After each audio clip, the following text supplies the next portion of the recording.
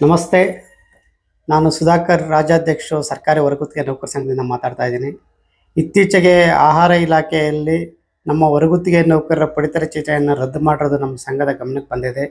ದಯವಿಟ್ಟು ಸರ್ಕಾರಕ್ಕೆ ಮತ್ತು ಮಾನ್ಯ ಸಚಿವರಲ್ಲಿ ಮನವಿ ಮಾಡ್ಕೊಳ್ಳೋದೇನೆಂದರೆ, ಈಗಾಗಲೇ ಕನಿಷ್ಠ ವೇತನ ತುಂಬ ಕಡಿಮೆ ಇದೆ ನಮ್ಮ ನೌಕರರಿಗೆ, ಮತ್ತು ಉದ್ಯೋಗದ ಭದ್ರತೆ ಇಲ್ಲ. ತುಂಬ ಇವಾಗ ಕೊಡ್ತಾರಂಥ ಸಂಬಳನೂ ಸಾಕಾಗ್ತಾ ಇಲ್ಲ. ಅವ್ರ ಮೇಲೆ ಕುಟುಂಬಗಳು ಡಿಪೆಂಡ್ ಆಗಿದೆ. ಆದ್ದರಿಂದ ದಯವಿಟ್ಟು ಇವಾಗ ಏನು ಔಟ್ಸೋರ್ಸ್ ಅವ್ರದ್ದು ಏನು ಪಡಿತರ ಚೀಟಿ ರದ್ದು ಮಾಡಿದಿರಿ, ದಯವಿಟ್ಟು ಮರುಪರಿಶೀಲನೆ ಮಾಡಿ ಮತ್ತು ಎಲ್ಲ ಜಿಲ್ಲಾಧಿಕಾರಿಗಳು ಆಹಾರ ಇಲಾಖೆ ಅವ್ರಿಗೆ ಸೂಚನೆಯನ್ನು ನೀಡಬೇಕಾಗಿ ತಮ್ಮಲ್ಲಿ ವಿನಂತಿ ಮಾಡ್ಕೊಳ್ತಾ ಇದ್ದೀವಿ. ರದ್ದಾಗಿರೋಂಥ ಒಂದು ಕಾರ್ಡ್ಗಳನ್ನು ಮರುಪರಿಶೀಲನೆ ಮಾಡಿ ಕೂಡಲೇ ಅವ್ರಿಗೆ ಕಾರ್ಡ್ ಮಾಡ್ಕೊಳ್ಳೋಂಥ ಕೆಲಸ ಆಗಬೇಕು ಅಂತೇಳಿ ತಮ್ಮಲ್ಲಿ ಮನವಿ ಮಾಡ್ಕೊಳ್ತಾ ಇದ್ದೀವಿ. ಈ ವಿಚಾರವಾಗಿ ಮುಂದಿನ ವಾರದಲ್ಲೇ ನಮ್ಮ ಎಲ್ಲ ಜಿಲ್ಲಾ ಘಟಕಗಳಿಂದ ಒಂದು ಸಚಿವರಿಗೆ ಪತ್ರ ಬರೀಬೇಕಂತೇಳಿ ಈಗಾಗಲೇ ನಾವು ನಿರ್ದೇಶನ ನೀಡಿದ್ದೇವೆ.